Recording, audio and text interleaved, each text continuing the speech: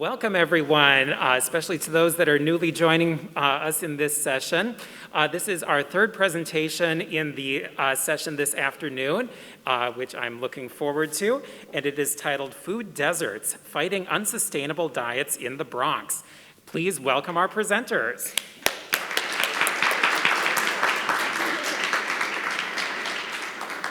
Hello, we are Group 19. My name is Dakota.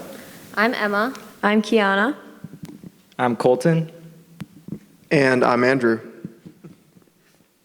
So our problem is food deserts. And what a food desert is generally it's described as an area that has a population of people that don't have access to a grocery store in order to get healthy foods and have sustainable diets.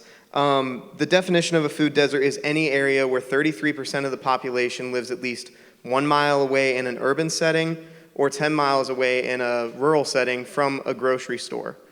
Food deserts are most common in the southern United States, as well as in rural western parts of the United States, and large population centers like Chicago, Milwaukee, and New York. Currently, there are over 23 million Americans who live in areas that are defined as food deserts. That is 7% of the U.S. population, or to put it in perspective, more than the entire population of the state of Florida. The reason why food deserts are such a problem is that they lead to unsustainable diets. It leads to people not being able to have access to fruits, vegetables, healthy meat options, unprocessed foods and such, which can lead to increased health problems like obesity, heart disease, diabetes, and it can even lead to certain cognitive disorders as well. The people most affected by food deserts are low-income individuals.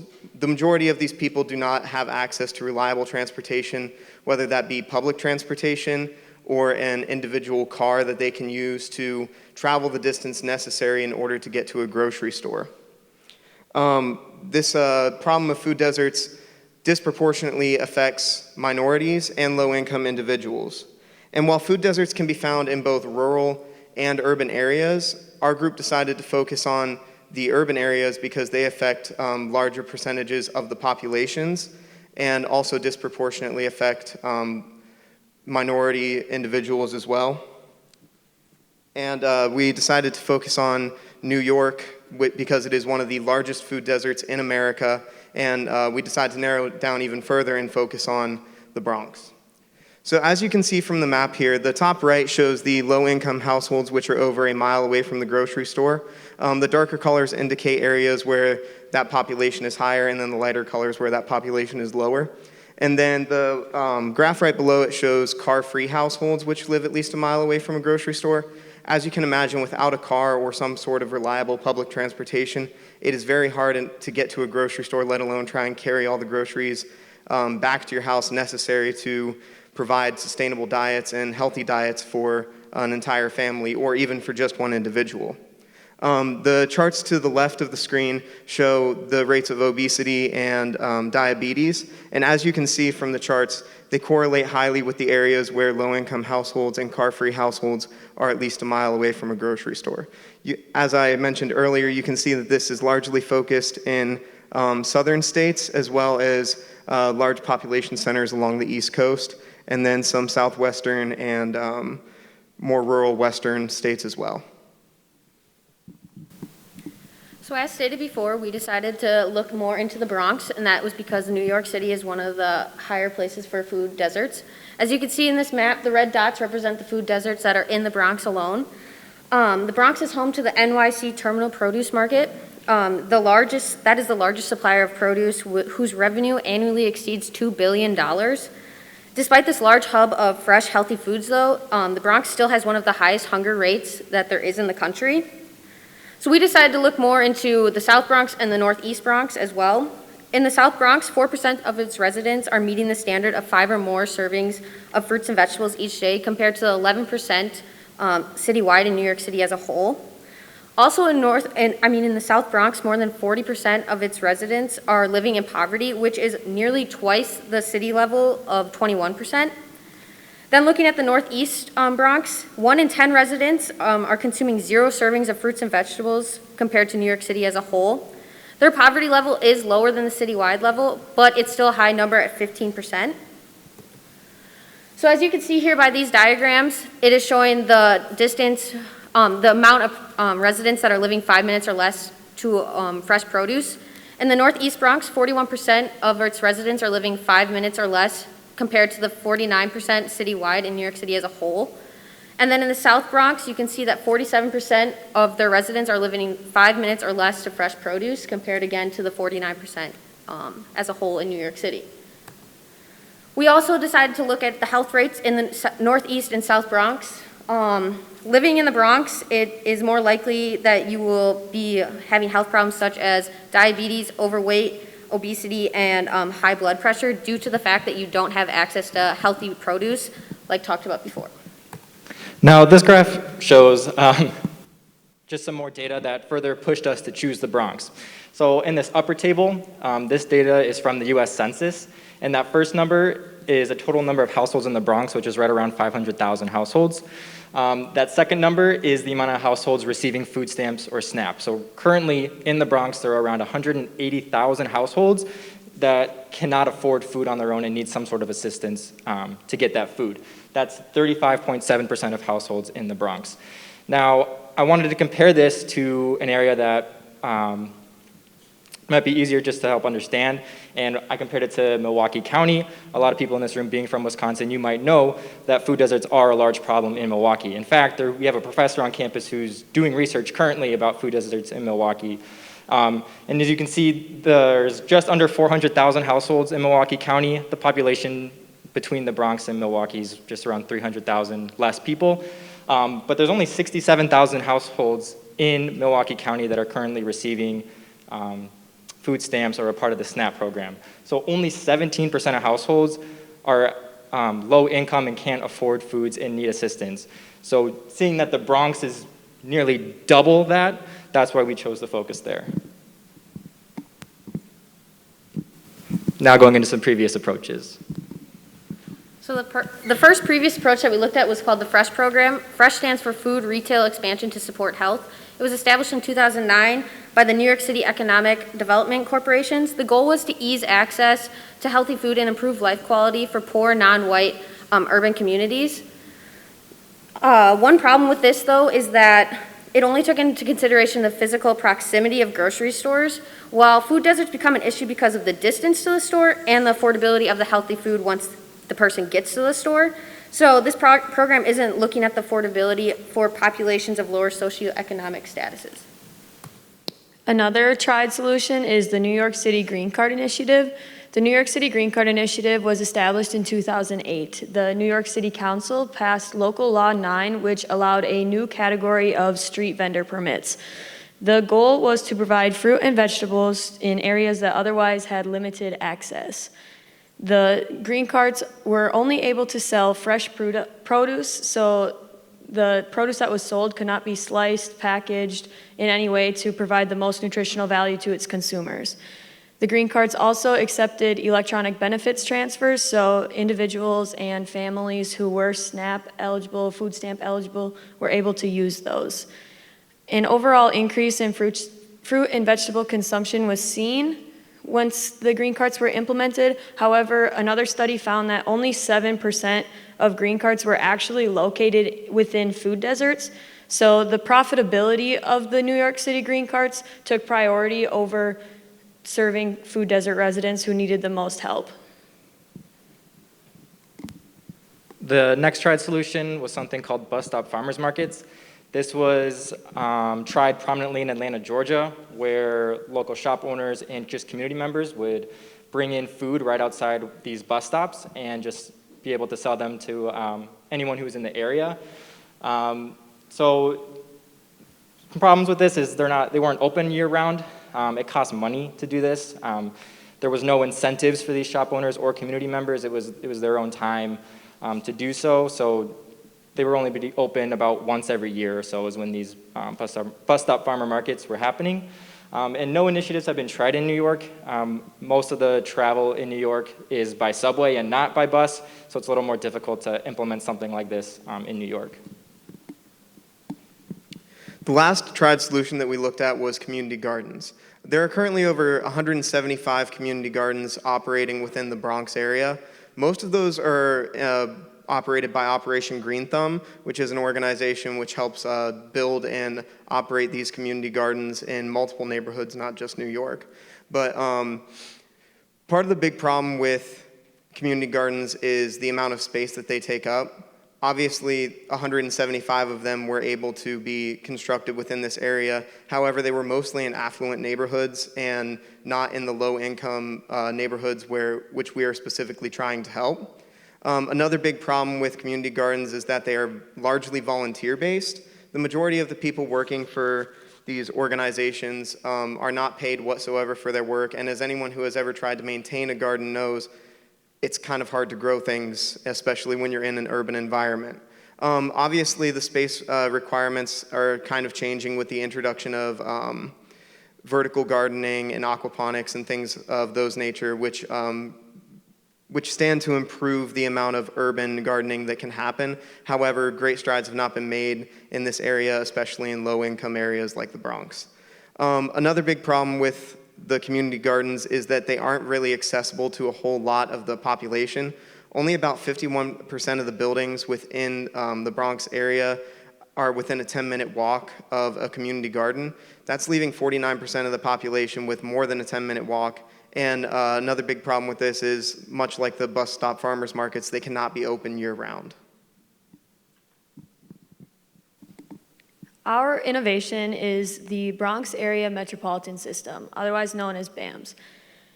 Eligible food desert residents would receive a BAMS card, as shown on the right, which would function to reduce the price of public transportation fares, as well as reduce the price of nutritious food within the Bronx.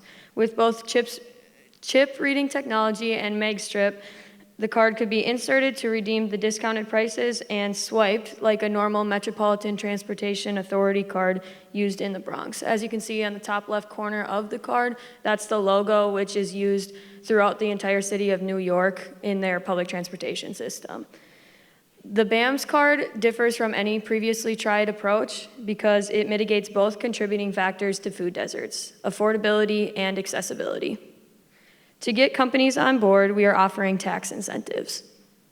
So currently, there are federal tax incentives that state all businesses that donate food to nonprofit organizations can receive tax cuts up to 15% based on what their income is at. So larger companies like Target and Walmart that donate, their tax cut will be smaller based on their income, but the incentive really will help local businesses because if they donate food, their tax cut percentage will increase. And the incentive states that these nonprofits cannot just give away this food for free. So the idea would be we would sell these foods to local stores around the Bronx at our low price. Now they can charge however much they normally would and get even higher profit margins, but then when customers come in with a BAMS card, they'd be able to get a discounted price and these companies would still maintain their profit margin that they were when they were buying food for full price. Now, why this solution will work is just because of how the subway runs through the Bronx. This map is showing the 3 different trails that the subway goes through, right through the Bronx. And this lines up perfectly with how the food deserts are laid out. So what you see in light blue are low-income, low-access areas within the Bronx, and then that orange is the even more low-income, even more low-access area. And as you can see, these areas line up perfectly with different stops along the subway. So we would be giving our food to the stores right outside some of these stops, and this is where our BAMS discounts would work. Now with BAMS and the implementation of BAMS, there are a few limitations, one being funding. We would hope to receive some sort of federal funding as already existing programs such as SNAP are federally funded programs. We would also consider applying for grants on the local, state, and federal levels. One group we would particularly like to partner with is the Mayor's Fund to Advance New York City. The Mayor's Fund has goals of improving the lives of New Yorkers and responding to needs of the city, which is why we think we would greatly benefit from their partnership. BAMS is also limited to a large-scale application because it heavily relies on New York City's public transportation system. Therefore, it cannot be implemented in other locations throughout the United States where public transportation is not as prevalent. The third limitation are zoning requirements, something we definitely didn't think about right away when we were looking into this. But some would just think we could just build grocery stores, build new buildings, but because of the zoning requirements in the Bronx, they are labeled as residential, and it makes it extremely difficult to build more commercial type stores. So that's just one limitation. And then fourth that we have is just fighting habits in fast food. The other thing with food deserts in New York is there's also a lot of food swamps, which just means there's more fast food, processed food options than healthy options. So it's hard to convince the residents who are already buying cheap fast food to change their minds and switch to cheaper, healthy foods. So there are three main stakeholders within our solution. Those are obviously going to be primarily the people who we are trying to help. The low-income and low-access individuals who live within the Bronx. These individuals who qualify for our BAMS card are going to stand to benefit the most from our solution.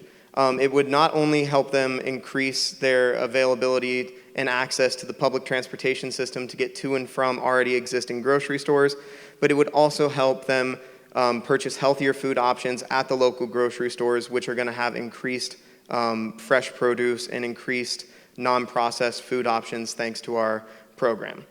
The other big stakeholders in this are the small businesses that we are using in order to help distribute these non-processed and healthier food options to the local areas. It was a major point in our goal, in our project, not to harm in any way the profit margins of these local businesses, which already have to compete so much with these larger grocery stores and with these monopolistic, very large companies that sell a lot of these fresh produce. So it was our goal to not only help the people who were purchasing the healthy foods, but also the people who were going to help us get the food out to these individuals and to help create more sustainable diets. Obviously, part of our goal in creating sustainable diets is getting people away from the fast food and the unhealthy processed food that is so readily available within a lot of these low-income areas. And so for that reason, fast food is definitely a stakeholder who stands to lose out on our solution, which in our opinion is not a bad thing. The other probably biggest stakeholder within this entire solution is the MTA. The MTA, as most people who have ever been to New York knows, is very big there. It provides transportation to a very large percentage of the population. And our solution relies heavily on using them to get our people and our people who qualify for our BAMS card to these healthier food options and to increase the amount of traffic that they're really getting, because the low-income individuals will be more able to afford transit on these subway systems. As with the small businesses, it was our goal not to hurt their profit margins as well, but because they are a larger business, a larger organization, then we're not as worried about that. However, through our tax incentives, and not only that, but through government funding and grants, we're hoping that our discounted rates for our BAMS card individuals will not greatly, if at all, affect the profit margins of the MTA. So overall, with our solution, we are hoping to offer residents in the Bronx a sustainable way of transportation and access to healthy food, which will in turn lead to a sustainable, healthy lifestyle. We also want to lessen the effects of different socioeconomic disparities in accessing food with our solution. The problem of food deserts needs a long-term solution, which we are hoping to offer through our solution with increasing access to transportation and nutritious food options. With putting in place our BAMS card, we hope to lessen the privilege gap between socioeconomic classes, specifically minority neighborhoods in the Bronx food deserts, as access to affordable, nutritious, sustainable diets should be a basic human right for all. Thank you.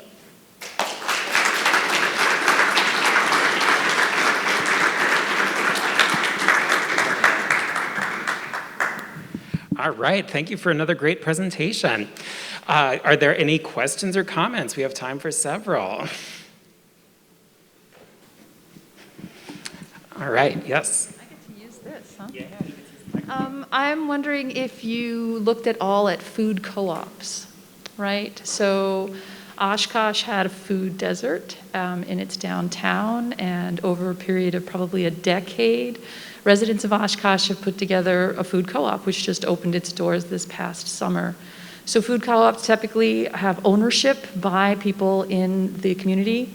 And it does require a building, but I was just wondering if you explored the idea of food co-ops as filling some of these gaps. Thank you.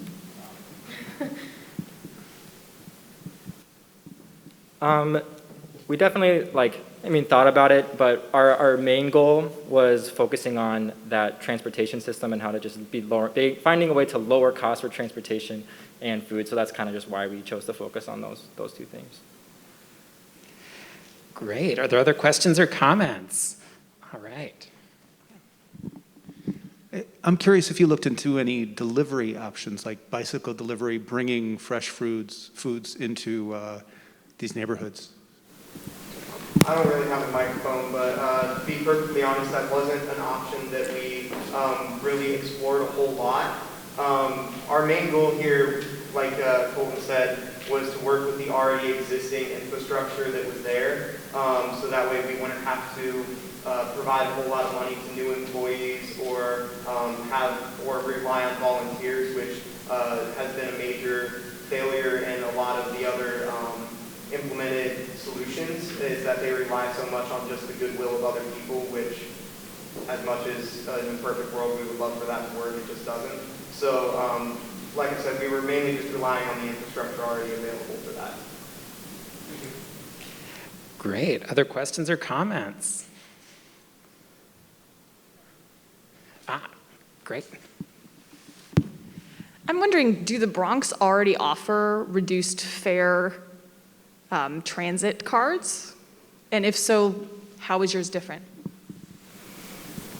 Yeah, so to answer that, there are multiple fare options within the New York City system, which help low-income individuals to better afford fares. One of the major ones was the Fares initiative that the City Council put into effect, I think, back in 2012, I think was the earliest that something like that was introduced. And that reduced the fares by about 50% for low-income individuals and those who qualify. However, the amount of people that qualified for that were very few and far between. According to the actual population percentages that I looked up, it wasn't even half of the people that fell below the poverty line qualified for a lot of those initiatives. Our solution is different because we're focused on the food desert side of it, which has a lot more to do with location than just income. And so it relies heavily on actually being located within a food desert. And also it was our goal to reduce fares by a total of 75%, which is 25% more than even the most generous programs are currently offering within that area. Great. I also have a question. So one of the things that you said that I thought was really intriguing was that you mentioned that there are challenges with food deserts in the Milwaukee area as well. And I'm just wondering, would any of these kinds of strategies you've been thinking through likely be effective in cities like Milwaukee that are not the New York metro area?